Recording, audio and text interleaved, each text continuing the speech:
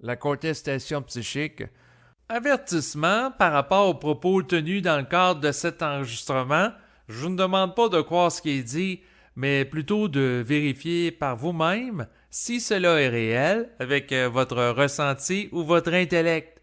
Bonne écoute. Un individu ne peut pas parvenir à l'autonomie psychique s'il ne conteste pas les volontés qui l'influencent. Donc, autrement dit, l'individu doit s'approprier son territoire psychique pour en parvenir éventuellement à un état d'autonomie et de se sortir de l'influence des plans et des entités qui y résident, c'est-à-dire les entités astrales ou mentales. Donc, la contestation psychique est fondamentale parce que c'est le moyen par rapport auquel l'individu va se donner le droit d'accéder à la liberté mentale. Parce que sans contestation, l'individu ne peut pas aller chercher de droit.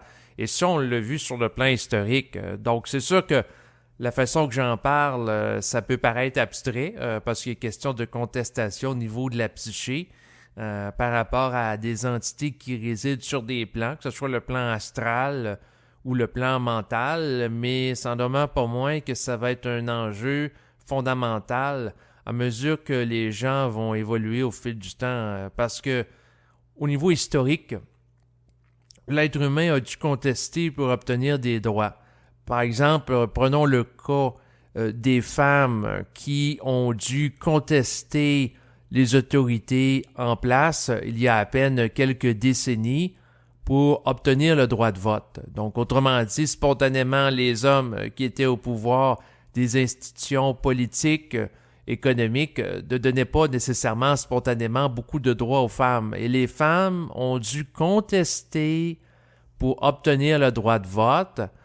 Et il y a eu plusieurs contestations historiques qui ont permis à certains individus de davantage goûter à une autonomie, à une liberté, un peu comme par exemple le mouvement des droits civils aux États-Unis, où des Noirs ont fait des contestations pour obtenir des droits de manière égalitaire par rapport aux Blancs.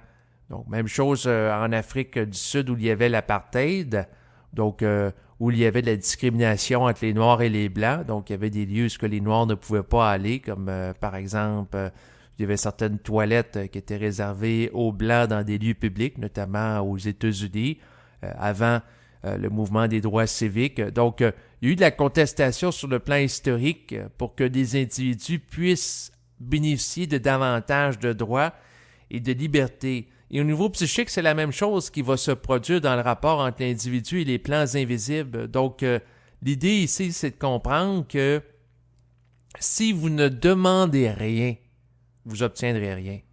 Donc, autrement dit, la contestation de l'individu qui se conscientise, qui commence à avoir accès au savoir et à goûter à l'énergie qu'il intègre en relation avec le processus de la fusion, ça doit lui servir, à mesure qu'il est en contact avec les plans, à monter en vibration pour éventuellement les égaliser, parce que s'il n'est pas capable d'égaliser l'intelligence de son propre esprit, qui réside sur les plans de la lumière, bien à ce moment-là, il n'est pas libre de ce dernier.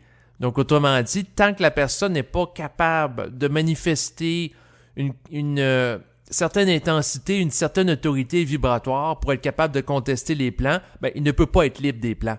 Au même titre que si, dans le passé, par exemple, les femmes n'avaient pas monté en vibration pour contester les hommes qui les empêchaient de voter et d'être considérées comme étant des citoyennes à part entière, eh bien, les femmes n'auraient jamais eu accès au droit de vote. Parce que, en réalité, les gens qui sont en position d'autorité, en position de pouvoir, spontanément, leur mouvement ne sera pas de donner accès facilement à des droits ou à une plus grande liberté à certaines personnes, surtout si elles en tirent avantage. Nous n'avons à penser que, par exemple, à l'exploitation industrielle qui se faisait, entre autres, dans certains pays là, nord-américains, en Occident. Et il y a eu le mouvement du syndicalisme qui a permis aux travailleurs, donc aux gens qui étaient souvent faiblement payés, à améliorer leur sort professionnel pour avoir des emplois de plus grande qualité, et ça crée une pression aussi politique, une pression sur les gouvernements pour donner des droits minimums au niveau du travail. Donc, sans contestation des conditions de vie qui étaient difficiles, les conditions de l'homme ne se seraient pas améliorées, que ce soit au niveau du travail et ainsi de suite. Donc, autrement dit, c'est sûr que, par exemple, la personne qui est la tête d'une multinationale et qu'elle est multimillionnaire et qu'elle fait beaucoup d'argent, n'aura peut-être pas envie spontanément de donner plus d'argent à ses employés.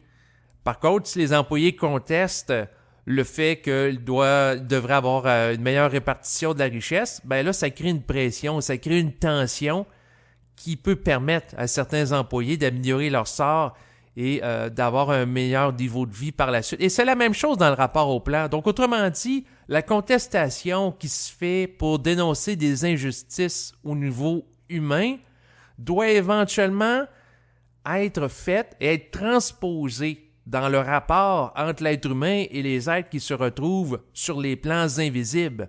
Et c'est sûr que ce type de contestation-là est psychique, à la différence de la contestation plus au niveau psychologique et concrète que l'individu va vivre par rapport à des êtres physiques dans le but d'avoir des rapports plus égalisés, plus harmonisés, qu'il y ait une plus grande justice sociale, et ainsi de suite.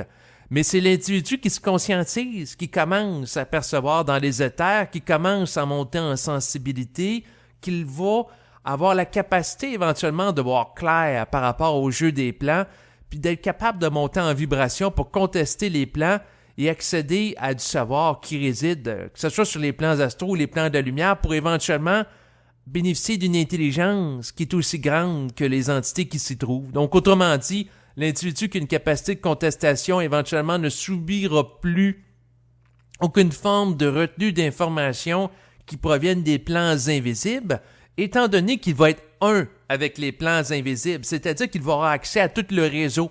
Donc, il va être comme un utilisateur d'ordinateur dont les sites, il y a certains sites qui sont bloqués.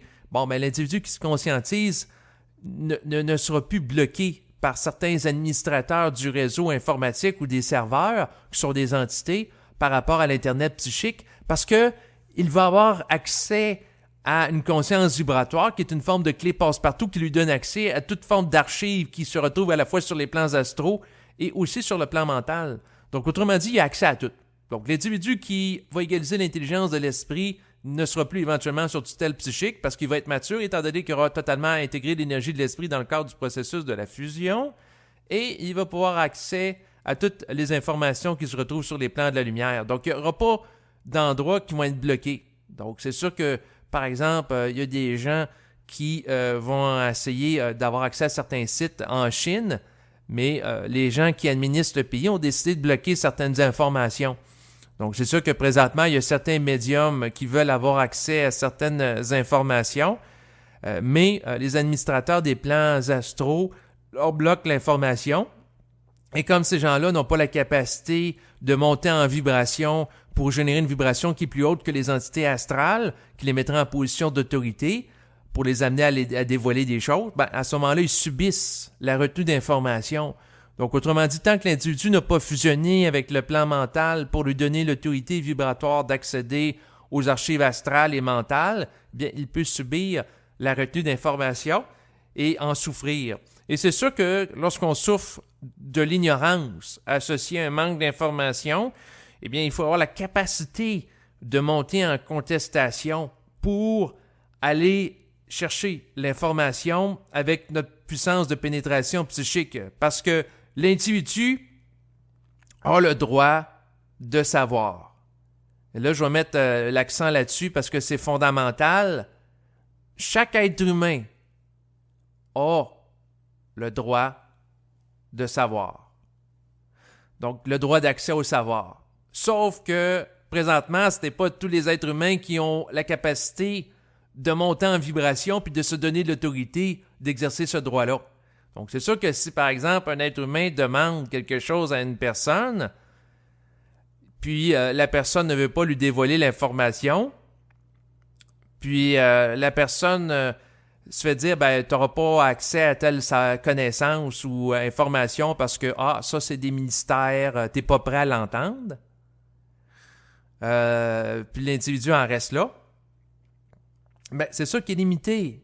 Donc, autrement dit, pour accéder au savoir, il faut être capable de pas être satisfait d'une réponse dans laquelle on nous dit « Ah, toi, t'es pas assez intelligent pour savoir, t'es pas assez si, oh, tu vas le savoir plus tard », à moins que ça soit sur la vibration. Mais si c'est pas sur la vibration, puis on sent que l'entité ou l'individu qui nous bloque l'accès à une information cherche à dominer, à s'imposer, ben, à ce moment-là, c'est légitime pour l'être humain de contester cela. Au même titre qu'il a été légitime pour les femmes de contester les hommes qui les empêchaient de voter, au même titre qu'il a été légitime pour les travailleurs de contester les propriétaires d'entreprises qui les gardaient dans un état presque d'esclavage en relation avec des mauvaises conditions de travail. Donc, dans le même esprit, éventuellement, il va y avoir non pas un mouvement des droits civils, mais un mouvement des droits psychiques que l'homme nouveau va entamer dans son rapport avec les plans. Mais pour en revenir là, il faut qu'il prenne conscience de l'existence des plans, ce qui est fondamental. Donc, autrement dit, tant que la personne n'a pas une capacité de lecture vibratoire inhérente étant le produit de la fusion, ben, il ne peut pas contester les plans de la lumière pour avoir accès à plus d'informations de nature vibratoire, étant donné qu'il ne peut pas l'apercevoir. Donc, on ne peut pas contester quelque chose dont on ignore l'existence. Mais lorsqu'on commence à comprendre ce qui se passe sur les plans et à être capable de communiquer télépathiquement avec eux, c'est à ce moment-là que l'être humain peut procéder avec sa force de pénétration psychique à des dévoilements d'informations et à s'affranchir du mensonge cosmique. Le mensonge cosmique, c'est quoi? C'est une condition associée à la tutelle psychique de l'être humain immature qui fait en sorte que l'être humain, tant qu'il n'a pas atteint un certain seuil vibratoire, n'a pas accès à certaines informations.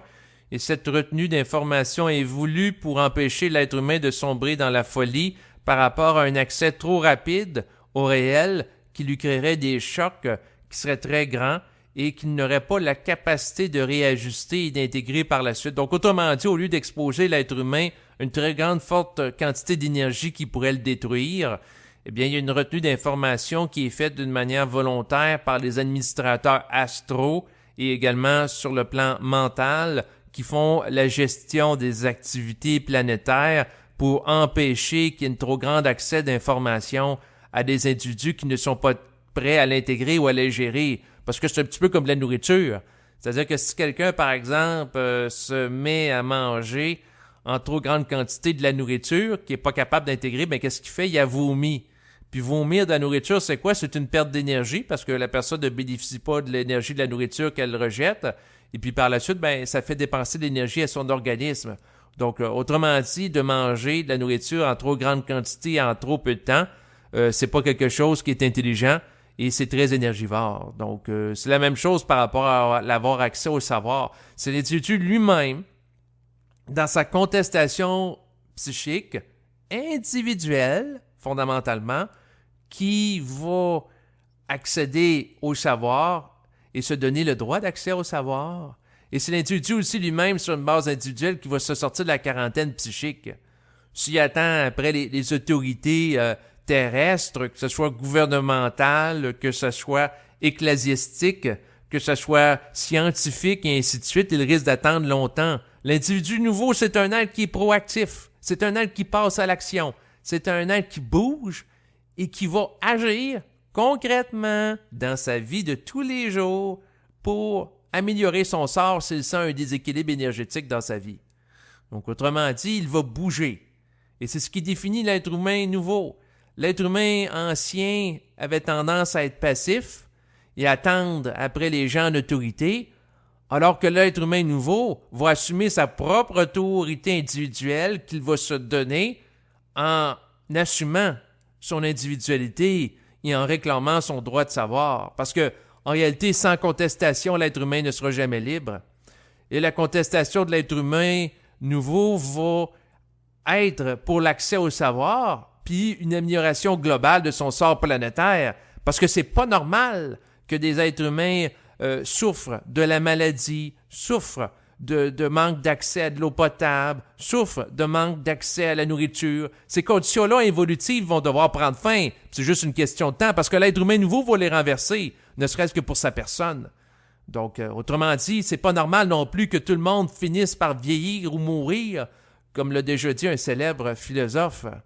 Parce qu'en réalité, vieillir, c'est quoi? C'est une usure du corps physique qui n'est pas capable d'être régénérée. Et l'être humain nouveau, à travers sa parole et sa capacité d'intégration vibratoire, pourra éventuellement manifester une vibration qui va être autogénératrice de sa structure physique planétaire, puis il pourra résider dans le corps le temps qu'il a besoin.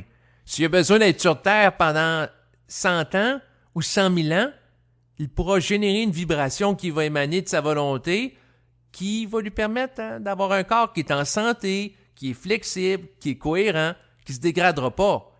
Donc, autrement dit, il ne sera pas régi par des lois involutives d'entropie et de dégradation de la forme issues d'une programmation biologique, parce que son intégration vibratoire issue de la fusion va lui permettre de générer une force de volonté transcendantale qui va dépasser, qui va transcender donc les conditions planétaires évolutives pour générer des conditions évolutives qui vont provenir de son individualité.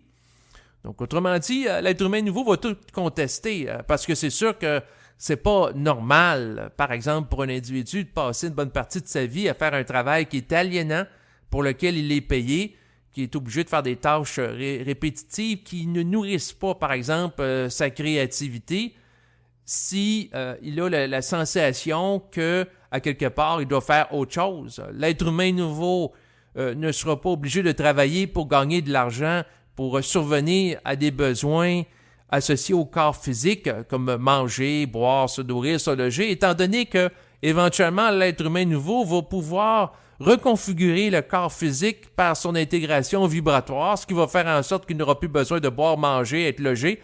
Le corps va être en fonction de sa volonté, va agir en fonction de sa volonté, il va se modifier en fonction de sa volonté, il va s'altérer en fonction de sa volonté comme des super-héros qu'on peut voir dans des personnages de bande dessinée qui vont pouvoir, par exemple, disparaître, réapparaître, changer de forme. Donc, l'être humain nouveau va, en fait, chercher une compréhension des lois de l'énergie, des lois de l'évolution et de l'involution. Il va comprendre les lois fondamentales qui régissent les structures de l'univers. L'être humain nouveau va avoir accès à toute l'information qu'il a besoin d'une manière instantanée et immédiate. Et plus il est en fusion avec l'esprit, puis plus sa force de pénétration psychique est grande, et plus il peut accéder rapidement à de l'information. Ce qui donne une mesure de sa capacité d'intégrer l'information et d'y accéder, c'est son autorité. Et puis l'autorité, ça vient de quoi? Ça vient de sa volonté. Le fondement qui va permettre à un être humain de s'émanciper psychiquement dans son rapport au plan, c'est de générer une volonté qui est aussi grande que les entités qui régissent les plans. Et pour y arriver, ça prend une contestation. La contestation est fondamentale. Pas de contestation, pas de liberté. Si, par exemple, les femmes n'avaient pas contesté le fait qu'elles n'avaient pas le droit de vote il y a à peine quelques décennies, est-ce que vous pensez que les hommes leur aient donné le droit de vote? Non. Donc, c'est pour ça que si on ne demande rien, on n'a rien. Et c'est sûr que dans cet enregistrement, il y a beaucoup de redites, mais c'est parce que c'est fondamental. L'être humain nouveau, c'est pas quelqu'un qui va attendre après les gourous, les maîtres spirituels, lui donner accès à de la lumière ou à des fragments de lumière. C'est lui qui va chercher la lumière par lui-même en la générant à travers une parole vibratoire qu'il canalise d'une manière instantanée.